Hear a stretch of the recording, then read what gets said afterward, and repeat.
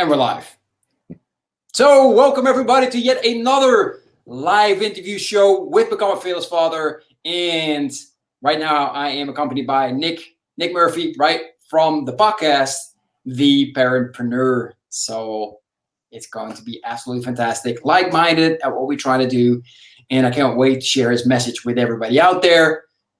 First of all, let's start off with a question, Nick, that I have immediately, and then we can go in, right?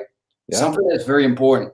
And something that I've struggled with for the longest time, and I will dive into more detail later on. But first of all, right, how does one go from being overwhelmed, right? What are the keys? What are the strategies? What are the secrets? Whatever words you want to use to go from overwhelmed to now living your fullest potential or living an amazing life, right?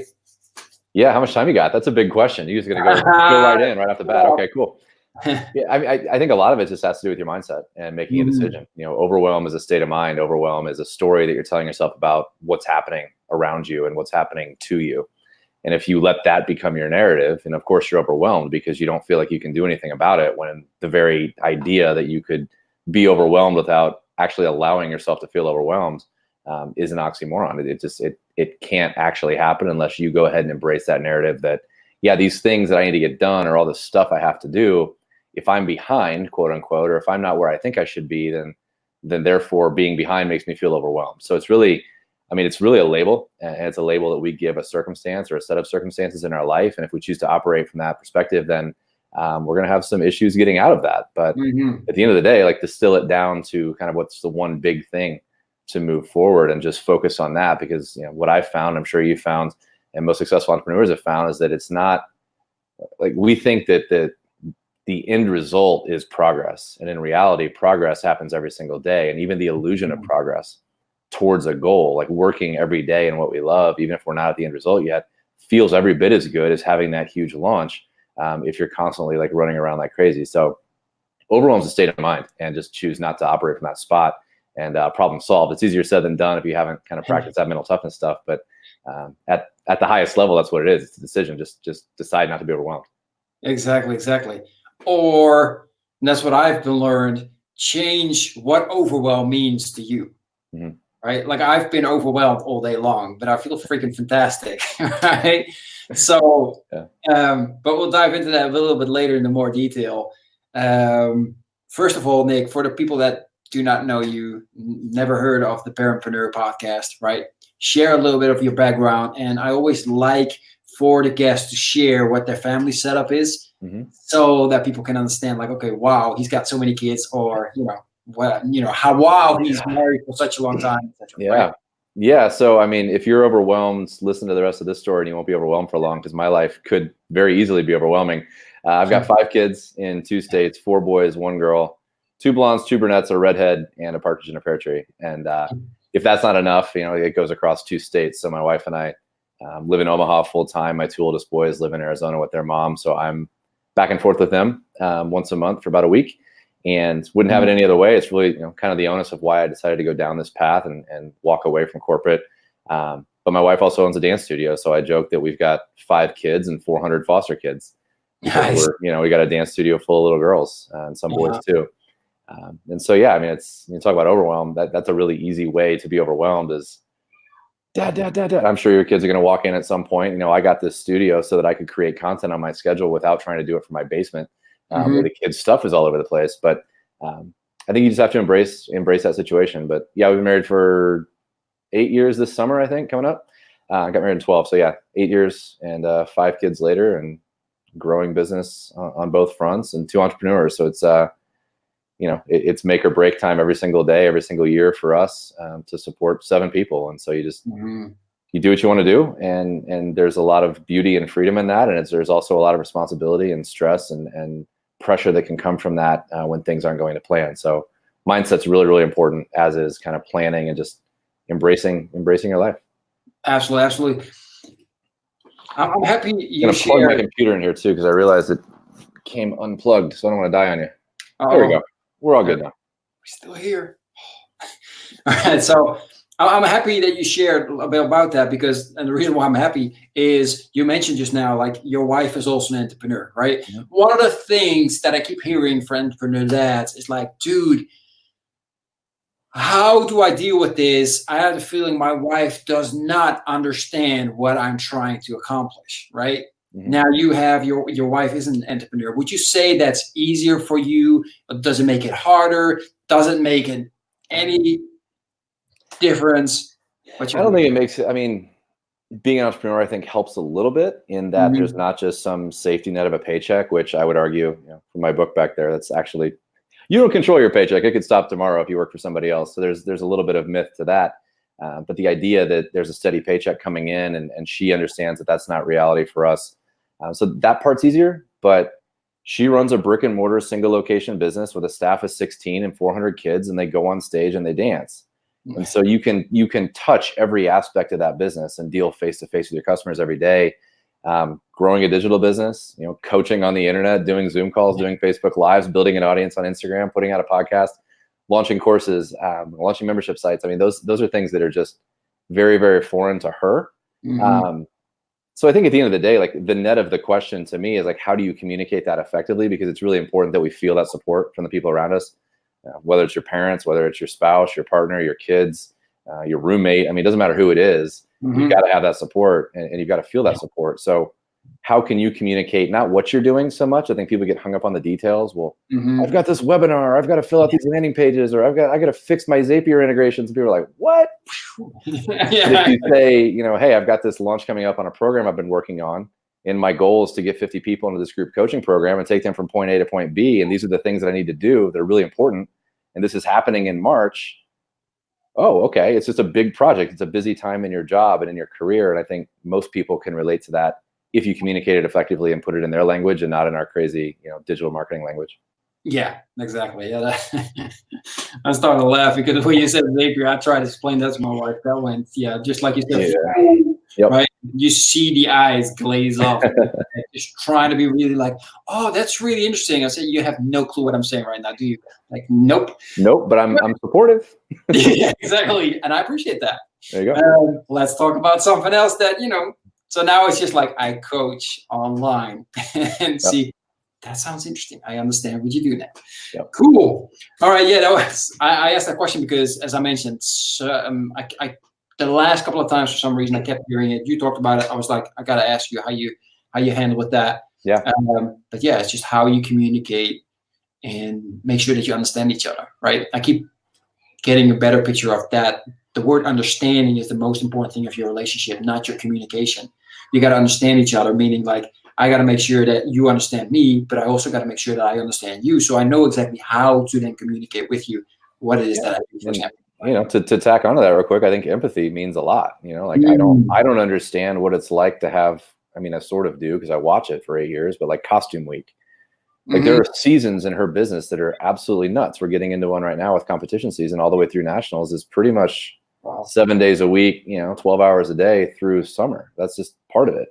Yeah. But understanding the pressure that she feels to hit her deadlines and make sure things get done on time and manage the staff and handle the one crazy pissed off parent that'll pop up sometime between now and May.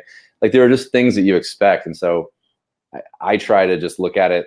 Perspective and empathy are really, really important in terms of putting yourself in that person's position. Like you don't need to think it's the most important thing or the greatest crisis in the world, but if they're feeling stressed about it, or if they need allocation of time differently, or if they need you to step up and do something that you hadn't planned on, if you can have the empathy around where that's coming from, I think that really helps go a long way to that understanding. And if you don't have that, then it's going to be, it's my business and your business and then our family, right? But there's not a lot of our when it's I'm in my silo and you're in yours. And we just, ships passing in the night and we run the kids where we need to run them. And you wake up one day and you're like, who are you again?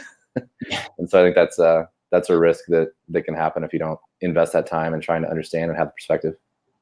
Absolutely. Absolutely. What have you learned? What's like the biggest lesson that you've learned from, her being in that peak moment, right? Where there's stress and there's so much to do, etc. And then I'm still assuming that you still connect. So you're communicating and she tells you all about that. What's one of the things that you've learned on how to really be there for her at that moment in time?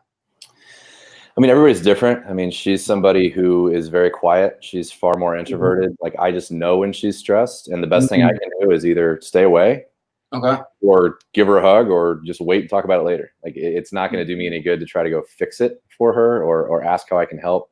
So I think you just really need to know who you're with and understand how they respond to different situations. And honestly, that's one thing that it comes from experience. It's comes from spending, years and years and years together and seeing yourselves in different situations.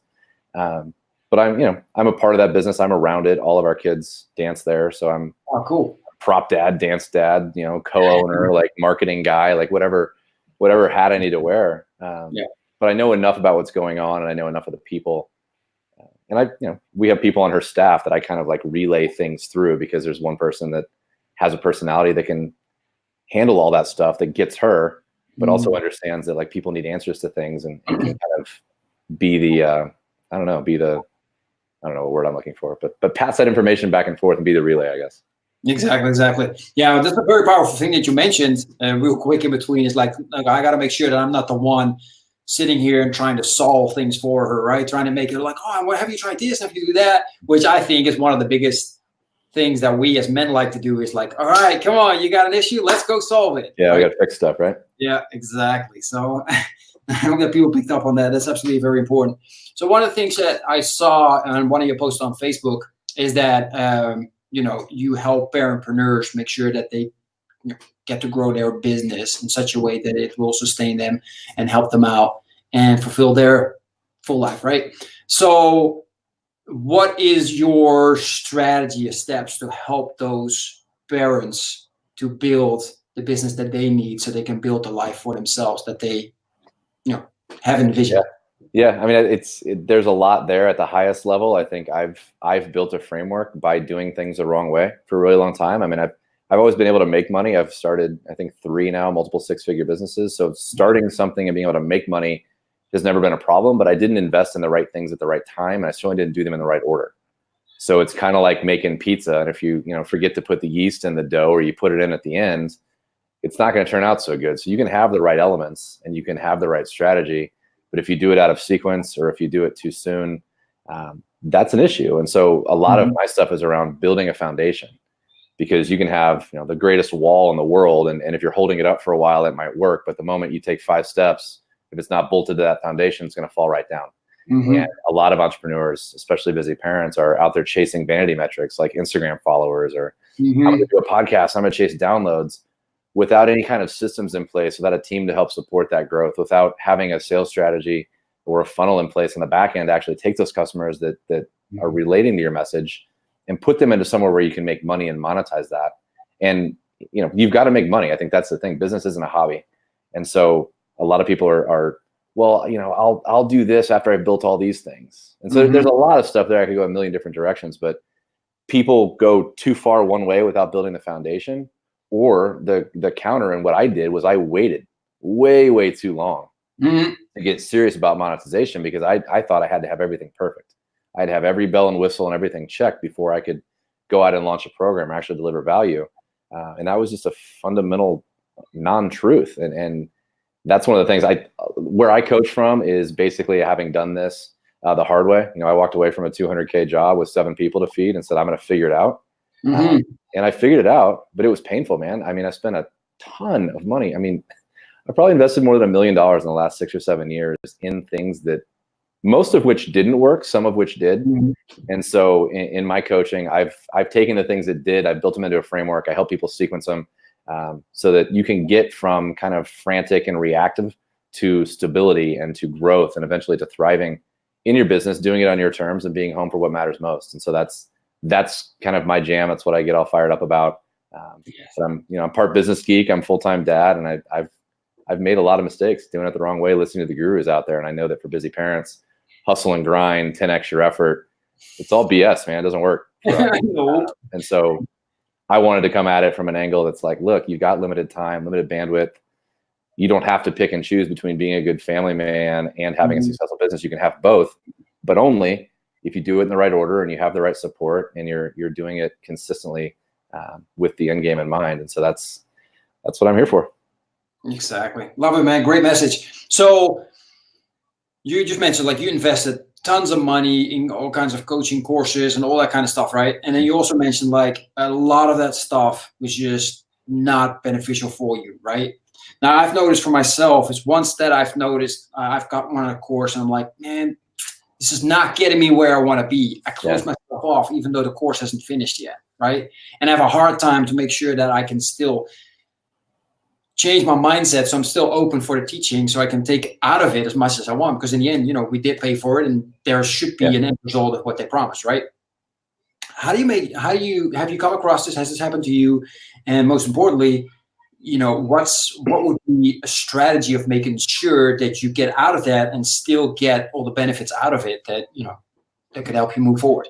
Yeah, I mean, just to back up and clarify, it wasn't so much the coaching or the courses that I purchased that weren't valuable. It was spending money on like the Instagram growth strategy, or a really expensive podcast editor, or these things that really didn't, it was all money, but it didn't go to the things that were driving revenue. It didn't go to a team that was helping me take that podcast content and then promote it to grow an audience towards an offer.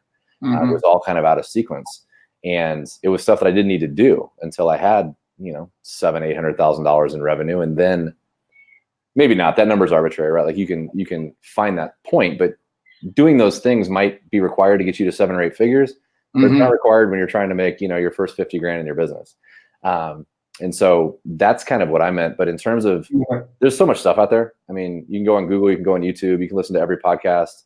And it's, kind of like reading a book on how to swim. Like you can read all the books on how to swim, you jump in the ocean, and guess what? You're going to sink. And you've got to do. And I don't think there's not enough talk in our space about taking time to implement. And you've got to pick and choose the people you listen to, and you've got to pick and choose the people that you don't. And that doesn't mean that the people you don't aren't good or valuable or helpful, but you can only handle so much, and you've got to actually take what you're bringing in and then actually go execute it, test it, and kind of iterate. That's this game, and there is no how-to manual. And so if you're out there spending, if your goal is to get through every episode of a podcast, or listen to all 33 that you're subscribed to every single Monday morning, that's awesome. But by Tuesday afternoon, when you've done nothing in your business, are you hurting yourself? Are you helping yourself? Exactly. Yeah, it's great advice as well. So that comes back again, right, to overwhelm. If you're going to listen to everybody and you want to build your business and stuff like that, you're definitely going to get overwhelmed or overloaded, which I think is a better word, right? Yeah. Overwhelm. How do you use that word now? I mean, I know you use it marketing wise to show people like, hey, you're feeling overwhelmed, but what does it mean for you specifically? I don't really ever feel overwhelmed. I think everybody gets frustrated, right? We're all human. Like, so it's like, I want this thing to happen faster. I don't have a lot of patience. It's not something I was not born with a lot of patience. Having kids has made me more patient, but I still, if I listed out like what my best qualities are, patience would not be on that list. So I want stuff yesterday, and I want it now. And I work in that kind of mode, Overwhelm for most people, I think, is just simply, I have all these things that I feel like I need to do, and I'm reacting to each and every one. And the overwhelm is really just a byproduct of not feeling like you're making progress. You're doing the activities. And there was, a saying when I was playing football, I was like, don't mistake activity for achievement. Like, don't go out there and practice the wrong crap and think that you're doing the good work. You're not.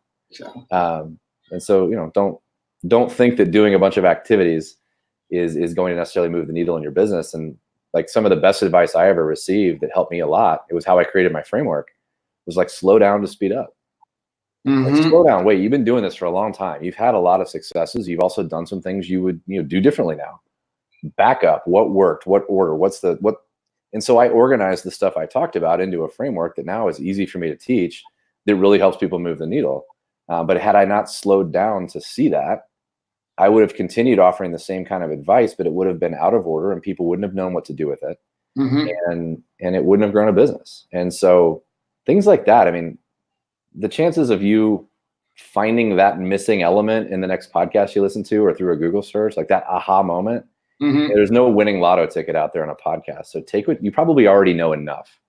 Have you slowed down enough to organize what you know in a way that's actually going to allow you to leverage it in your business towards the goals that you're seeking? And if the answer is no, stop all the learning and all the crap and like sit down and take the committed time to think and put your phone down, get off the internet, don't listen to a podcast, and think about what you want to do. Exactly. So what if you noticed is like the biggest thing that's holding people back from taking that action, and just keep learning and keep learning and keep thinking like, oh wait, no, I can't do this yet. I need this certification, and then I need that certification to be able to coach, and I need this software to, have my amazing podcast, and I did this mic and blah blah blah, right? Stories. I mean, that's a story and that's a belief. And one of my favorite sayings is that you can't spell belief without lie. And you believe that you're not ready, but belief has the word lie right in it. Like that is just a story that you've created about why you're not ready. And that can be imposter syndrome, or the world reflects. So if you don't feel like you're ready without a certification, that means you have a fear that you're not actually ready to deliver what you say you're going to deliver. And so look at that, like work on that. It's not, people wait for all kinds of silly reasons, and we can justify them to ourselves because we're really good at that. But it all comes down to like what you actually believe and the stories you create around your circumstance. And the more limiting the story, the more negative the story, the harder your journey is going to be. Exactly. And it sounds so simple, but just stop doing that. Stop giving yourself, stop living in these false beliefs that aren't serving you. Just stop. Exactly. Yeah, absolutely. I never realized that, but I find it now fun. Belief has the word lie in it. Like, ding. Awesome. There you go. It's a great Instagram story. So there you go.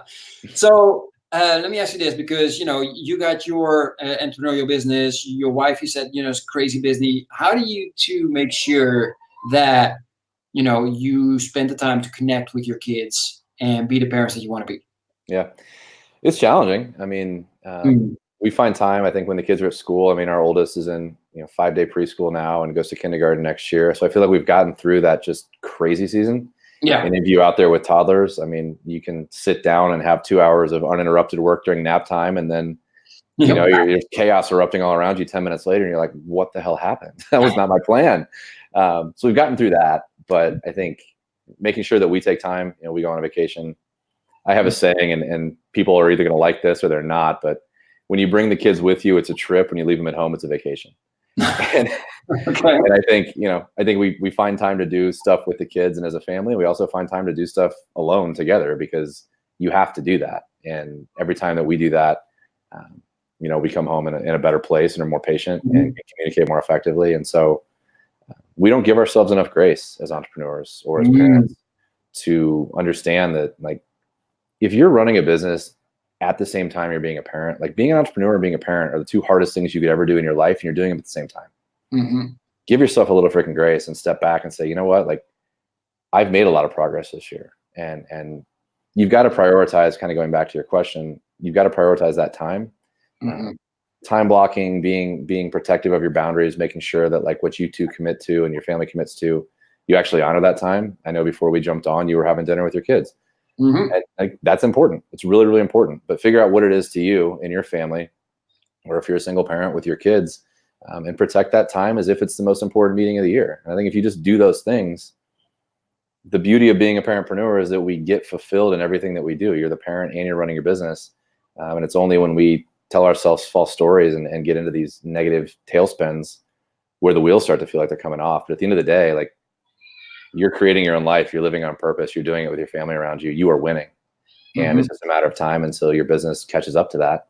And, I think that's where people like me come in to help put a system in place around that and help you with the stuff that you don't know yet. Exactly. Beautiful, man. I love that. So how can entrepreneur dads that listen to your story and they're like, wow, I have that limiting belief. I'm telling myself lies, or, it's not working. I feel overwhelmed. I need Nick's help. How can they follow you? Where can they find you? Whatever they need. Yeah, I'm sure there's some links on here, but Coach Nick Murphy, it's kind of my handle on Facebook, Instagram, Pinterest. If you find me there and connect, there's links to the podcast, and it's my job, if you follow me on social media, to direct you where I think you need to be. So just go find me on Instagram, pick your platform of choice, Coach Nick Murphy, all one word, and I'll do the rest from there. But the Parentpreneur Podcast is out. There's 9 episodes sitting in there right now. And some really, really good stuff. We've got a whole lot of good mindset stuff, in addition to audience growth tactics and how to build a team. Even if you don't think you're ready or can afford it, you need a team. And, there's all that stuff there in the podcast. So that's available: iTunes, Spotify, iHeartRadio, wherever you listen to podcasts. Otherwise, just find me on social and I'll do the rest. Cool. Nice. So for people that are listening, watching right now, or on the replay, or on the podcast, The links are in the description section. So I put in the Facebook page and I put in the link to the iTunes podcast. Just a quick tip or a quick thing. I already listened to the first one because it stuck out immediately because it was with John Lee Dumas, which is like one of my biggest podcast heroes. Yeah. So that's absolutely fantastic. And I listened to it. It's like, wow, great questions. I love how you did that interview. Can you share with people, like most when we start off with doing these live interviews, right? We're something's holding us back to reach out to these guys like John Lee Dumas, right? Because Entrepreneur on Fire is like absolutely top, right? You mentioned he's done over 2,000 of these interviews already. Insane. Exactly, right? How did that go for you? How did you get him to come on your show? Just asked, it's just asked. I think, well, two things. Strategically, if you have a team and you have time to do this, like understanding when the influencers in your space are coming out with something new. When he has a new journal, when someone like Lewis Howes has a new book coming out, when someone has a new course dropping, there's a promotional period on their calendar. I think the thing that early stage entrepreneurs need to understand is like, these guys are really organized. Like they know what their 2020 is already. They're not like willy-nilly kind of like, oh, sure, I'll do your podcast next week. That doesn't happen, but part of it's just timing and being aware of what's in it for them. But I mean, at the end of the day, I played in the NFL with a bunch of guys that are in the Hall of Fame now. And it's like, what, wasn't that cool? Like, yeah, but they're people with high profile jobs. And, JLD gave me 20 minutes. He didn't give me an hour, but it was 20 minutes that I made the most of. Lewis Howes told me no. Like there were people that said no.